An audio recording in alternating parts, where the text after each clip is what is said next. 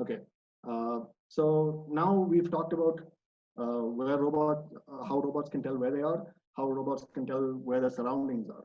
Now, what about avoiding obstacles? So that's where obstacle avoidance comes in. So, as I mentioned, usually for simple robotics, obstacle avoidance will be a standalone module. Uh, but for more complicated tasks, these things will always be integrated with your trajectory planning. But for now, I'll just consider them as a separate module. So your Roomba is a perfect example of something that has like an inbuilt a standalone obstacle avoidance algorithm. And usually these are rule based.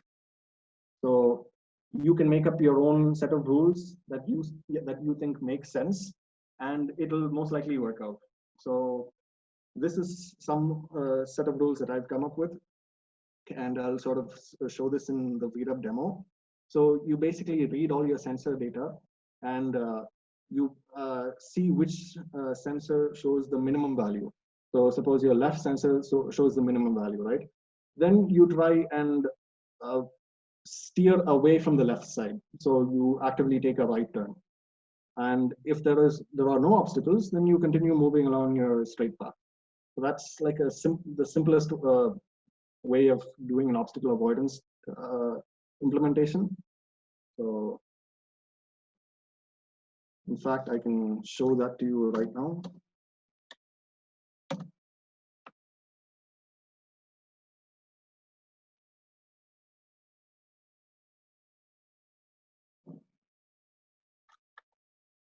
So this is something that I would want you guys to do because this isn't all that complicated.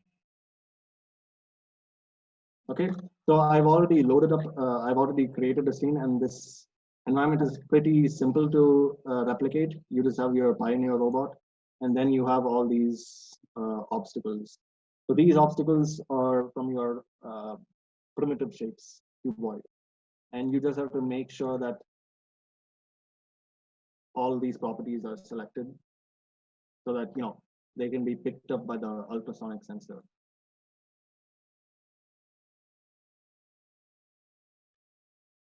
Okay, and now we have our Python script. Actually, yeah. So another thing is, so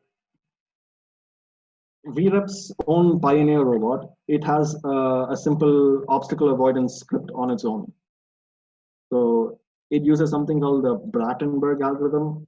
To be honest, I've not, I don't have much information on this, but I've linked up, I've attached a link to this in the presentation, so you can read up on it. So it does its own obstacle avoidance. But if you want to do something that you make up, you can always go to Python, and yeah, all of this stuff you should know by this stage, so I'm not explaining this. So this particular thing is, I'm just reading, I'm just figuring out where the sensors are located. So you can see here. So these are your 16 ultrasonic sensors. For this particular lesson, I'm just using the first forward 8. That is 1.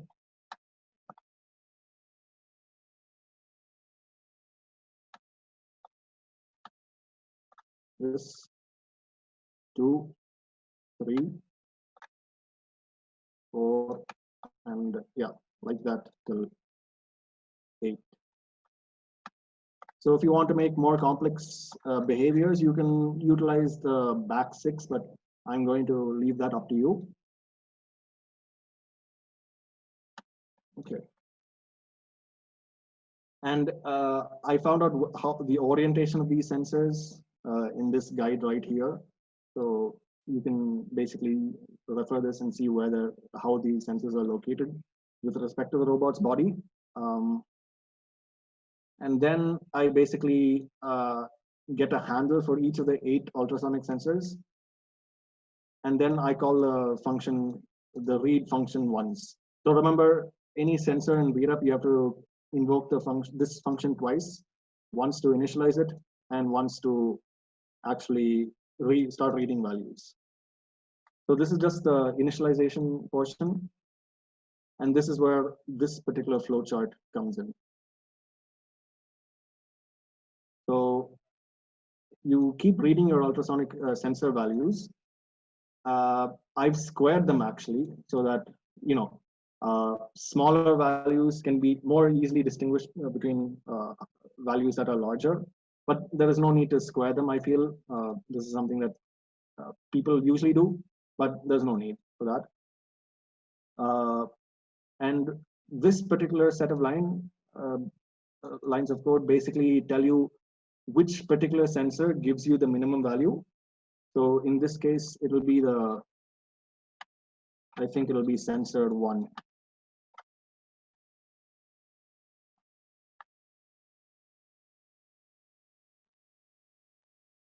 Yeah, because sensor 2, yeah, it won't pick up an obstacle because this is the range of the sensor. So sensor 1 is the minimum value. And once you get the minimum value, you basically have to change your velocity so that it goes away from the direction of the closest obstacle. So that's what this does. So you basically take the sensor value, which shows the minimum value, and you basically do like a reciprocal of that.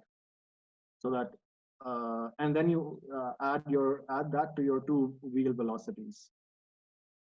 So that you basically enforce this behavior. And this is just some constant that I gave so that it doesn't change too much. And yeah, that's basically it. Let's see if this works. Yeah.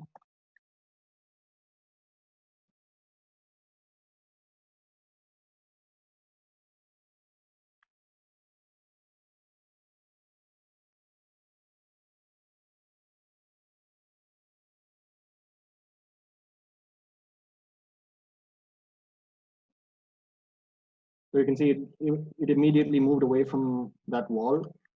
Let's see what this does here.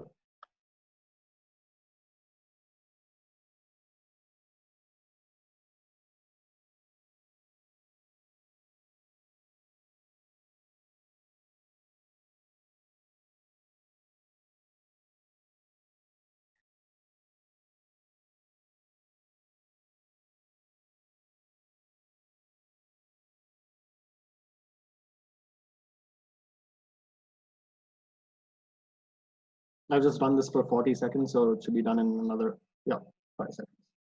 Okay, so yeah, so if you could see that it immediately turned away from this left wall, kept going straight, and then once it saw something straight in its path, it sort of turned sharply away from it. So yeah, that's basically the simplest way you can create a Roomba robot. So in fact, you can make up your own rules. So you don't necessarily have to follow this. You can create like 2 or 3 different rules. So for example, you can make the robot stick along this wall, and then when it sees this straight obstacle, you can force it to make like a 90-degree turn by manipulating these 2 lines. So I'm gonna sort of leave that up to you because that's all obstacle avoidance is. It's just a bunch of rules that you have to sort of enforce. And what those rules are, you know, you'll have to do a little bit of trial and error, but yeah, that's basically your obstacle avoidance as a standalone package. So any questions so far? Can we follow the same approach for 3D environment? Okay, so by 3D environment, you mean like a UAV, right? If you have obstacles in the whole 3D space. You should be able to some extent. You might have to create more rules. So, for example, this was a single rule that I enforced, right? Yeah, this was a single rule that I enforced. You might have to create more rules for UAVs, but I would actually say for UAVs, it would be better if you stick to the trajectory generation approach, which completely takes into account obstacles while generating trajectories. But you can still achieve something with just a rule-based thing for UAVs. It'll just be more complicated.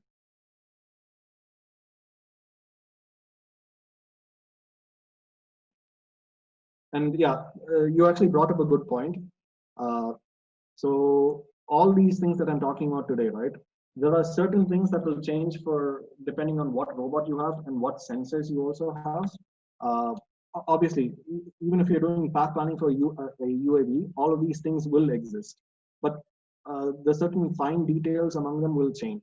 So yeah, so generally speaking, they won't necessarily work from different robots to different robots. Uh, yeah, so I hope that answers your question to some extent. Or is there something else that you meant by 3D environment?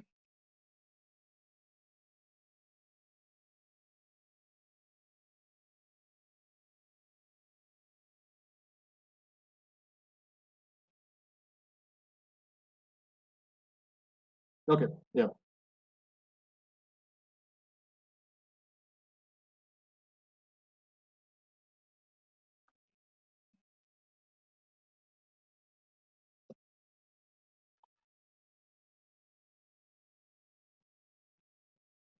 Okay, so let's see where we stand right now.